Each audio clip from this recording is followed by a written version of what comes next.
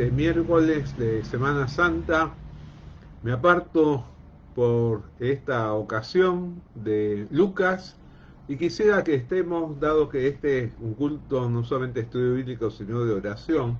Estábamos hablando con Lorín que realmente es muy importante el hecho de meditar en la oración que elevó el Señor Jesucristo por nosotros, los que seríamos sus discípulos.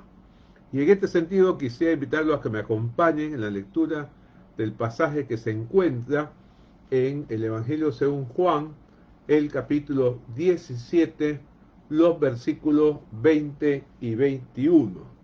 Repito, Juan 17, versículos 20 y 21. Espero que cada uno de ustedes pueda tener ahí el texto bíblico y acompañarme en la lectura de estos dos versículos tan importantes para la vida cristiana en general y sobre todo para recordar en esta semana en la que recordamos de manera muy pero muy especial el sacrificio del Señor Jesucristo por nosotros con el fin de darnos la salvación, la vida eterna.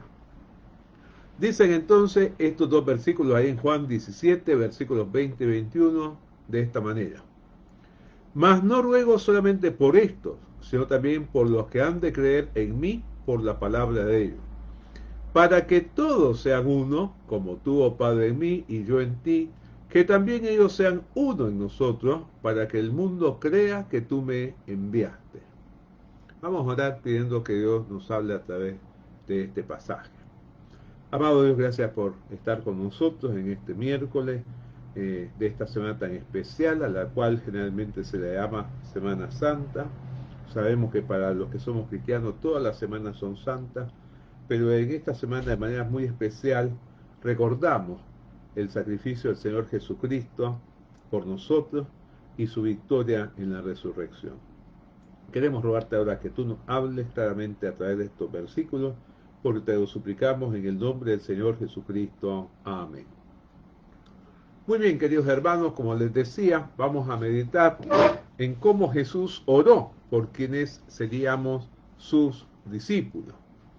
Y lo primero que encontramos ahí en el pasaje, en la primera parte del versículo 20, es que nos dice: mas no ruego solamente por estos. O sea, esta oración, este ruego del Señor Jesucristo por quienes seríamos sus discípulos, se sumó al ruego a la intercesión que había hecho por los discípulos de aquel momento, los primeros discípulos.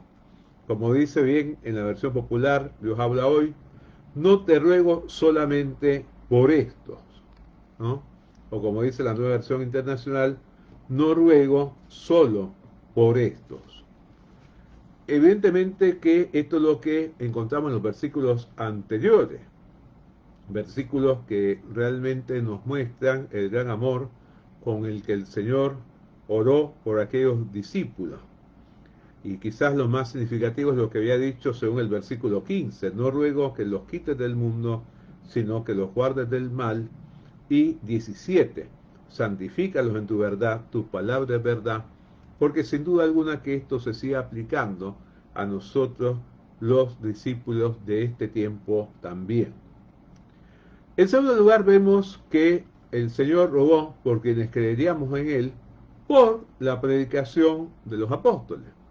Dice la segunda parte del versículo 20: sino también por los que han de creer en mí por la palabra de ellos, ¿no? Y acá nosotros nos encontramos con algo que es muy importante, ¿no? Como dice la versión Biblia de Jerusalén: ruego también por aquellos que por medio de su palabra creerán en mí. Y es lo que ha pasado con nosotros. ¿Cómo es que nosotros llegamos a creer? Por la palabra que ha sido predicada generación tras generación con base en lo que llamamos el fundamento apostólico, o sea, la predicación de los apóstoles, de aquellos que el Señor eligió de una manera muy particular y que pudieron estar recibiendo directamente de Él las enseñanzas que luego les iba a hacer acordar el Espíritu Santo, según vemos en este mismo Evangelio, en los capítulos 14 al 16, que hay muchas referencias a la tarea docente que tendría el Espíritu Santo una vez que el Señor Jesucristo resucitara y ascendiera a los cielos. Ahora es muy importante esto que dice por medio de su palabra. Hemos creído por la palabra, no por los hechos. Esto es importante señalar porque nuestra fe cristiana se basa en la palabra de Dios, no en los milagros. Lo cual no quiere decir que los milagros no sean importantes, son importantes. Pero realmente lo central en la fe cristiana es la palabra. Por eso debemos, como hemos dicho tantas veces, conocer la palabra, meditar en la palabra y practicar la palabra, ¿no? Leerla y estudiarla una y otra vez, de manera que lo que dice el salmista sea una realidad en nuestra vida, ¿no? Cuando él expresa que realmente ama tanto la palabra de Dios que todo el día ella su meditación, ¿no? Él lo decía en términos de aquel tiempo, ¿no? Oh, cuánto amo yo tu ley, todo el día esa era mi meditación. En nuestro tiempo nosotros que tenemos ya no la ley de Moisés, ni siquiera la ley del Antiguo Testamento, sino toda la Biblia, podríamos decir, cuánto amo tu palabra inspirada, las sagradas escrituras, medito en ella cada minuto de cada día de mi vida. Y también acá hay algo importante, y es que así como nosotros creímos, porque alguien nos presentó el mensaje del Evangelio, otros van a poder creer en la medida que nosotros también les presentemos este mismo mensaje, las buenas nuevas de salvación. Y en esta semana en la cual quizás algunas personas están un poco más sensibilizadas espiritualmente para recibir nuestro testimonio, aprovechemos cualquier oportunidad que el Señor ponga delante nuestro para compartir nuestra fe en Jesucristo y para invitar a otras personas a que ellas también lleguen a creer en Jesús como el Hijo de Dios y le entreguen su vida como el Señor de su existencia que les va a dar salvación. Y en tercer lugar, lo que dice el versículo 21 es que Jesús rogó fundamentalmente por algo que es central en este Evangelio y en todo el Nuevo Testamento, la unidad.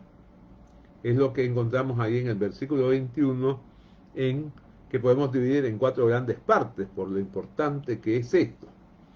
La primera parte es que estemos unidos entre nosotros. Como dice la traducción del lenguaje actual, te pido que se mantengan unidos entre ellos. El Señor pidió por nuestra unidad, hermano. Por eso debemos de luchar por nuestra unidad. Por eso debemos orar los unos por los otros. Debemos compartir la palabra de Dios unos con otros para tener realmente la base que nos sostenga como iglesia. De manera que la unidad se dé espontáneamente porque todos coincidimos en la misma visión, la visión que nos da la palabra de Dios. La segunda parte es con la unidad entre padre e hijo como modelo.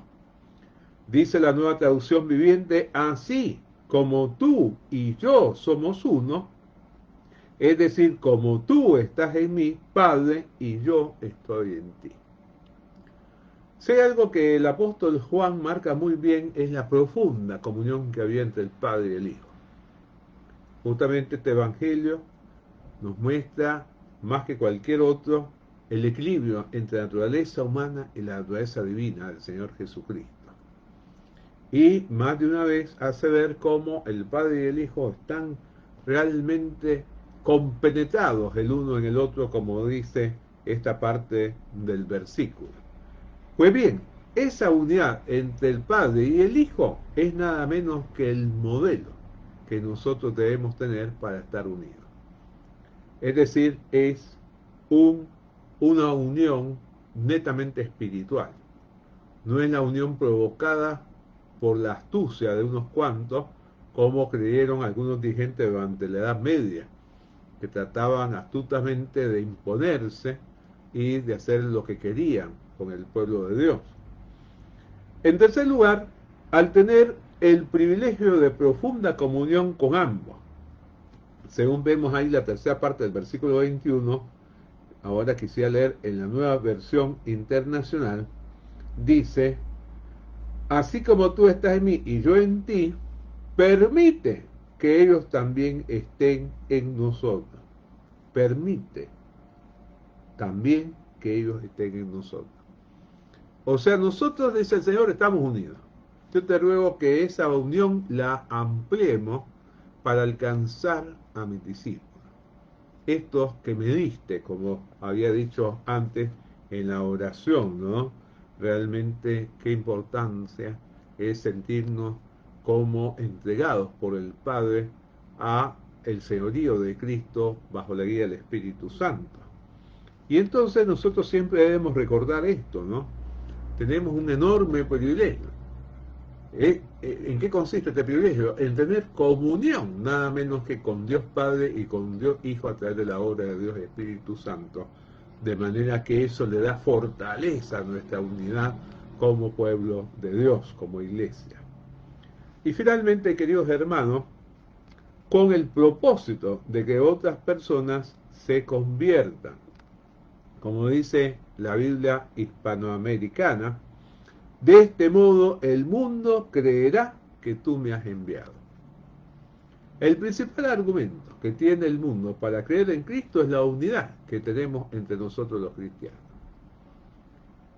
Según nos dicen los historiadores de la Iglesia, cuando en el primer siglo comenzó a desparramarse el Evangelio por todos lados, a la gente la conmovía siempre el amor que había entre los cristianos. Y decían cuánto que se aman. Qué bueno es cuando nosotros mantenemos esta perspectiva. Realmente yo la vez pasada le comentaba a mi esposa, le digo, estoy inquieto por este problema de salud que está teniendo mi querido consiervo Gabriel Méndez, y he orado varias veces pidiendo que Dios actúe en él y lo haga salir adelante. Y hace unos minutos estaba viendo en el Facebook la buena noticia, también a través del WhatsApp de la Asociación Bautista Argentina, la Fraternidad de Pastores de la Asociación Bautista Argentina, que la esposa del Carol, que también estuvo enferma, comentaba que ya todos están en casa, gracias a Dios. Y realmente para mí fue un alivio pensar, bueno, la verdad que creo que les comentaba a ustedes que a mí me inquietaba porque ellos estuvieron afectados por la gripe A, ¿no? Hace algunos años. Y entonces yo pensaba, no sé si eso los muestra más vulnerables ante esta otra enfermedad, ante este otro virus, y por eso estaba inquieto y oraba, así como he orado tantas veces por todos ustedes, queridos hermanos, cuando ha habido problemas muy serios, y realmente me siento realmente involucrado en aquello que les pasa, porque los amo como siervo de Dios. Y yo creo que esto es muy importante, ¿no? Creo que nuestra iglesia es una iglesia donde mostramos amor los unos hacia los otros, y esto debería ser así y debería intensificarse cada vez más. Que Dios nos bendiga para que seamos de buen testimonio al mostrar ese amor, que la gente pueda captar y que la lleve a convertirse. Por eso, queridos hermanos, qué bueno es el pensar en esta noche, en este culto de mitad de semana, de esta Semana Santa, en este culto de estudio bíblico de oración, que Jesús oró por quienes seríamos sus discípulos. Él lanzó su mirada hacia el futuro y, sin conocer los detalles quizás con que cada uno de nosotros iba a entregarse, porque todavía él estaba limitado a su naturaleza humana. Recuerden que aun cuando fue preguntado sobre cuándo sería el fin de los tiempos, él dijo que solamente el Padre lo sabía, porque él estaba limitado mientras estuvo acá en la tierra. Una vez que resucitó y ascendió a los cielos, él ya tiene todos los privilegios que siempre tuvo como Dios al lado del Padre y del Hijo. Pero en aquel momento, limitado por la naturaleza humana, solamente él desconocía los detalles de lo que nos iba a pasar a cada uno de nosotros. Pero él globalmente nos consideró como dignos de su intercesión. Démosle gracias al Señor por esto y procuremos el que así como un día nosotros creímos porque alguien nos presentó el mensaje del Evangelio, otros también crean cuando nosotros le presentamos el mismo mensaje y cuando demostramos el amor fraternal los unos en relación con los otros. Vamos a orar pidiendo que así sea. Amado Dios, gracias por estar con nosotros y por todo lo que tú nos muestras en tu palabra. Gracias por este precioso pasaje sobre el cual hemos podido reflexionar en esta noche, que realmente cada una de sus enseñanzas quede firmemente grabada en nuestra mente y corazón, y desde ahí nos guía una vida que te agrade, una vida que esté realmente rindiéndote honor y gloria solamente a ti y que responda al corazón mismo de tu voluntad. Te lo pedimos en el nombre del Señor Jesús. Amén.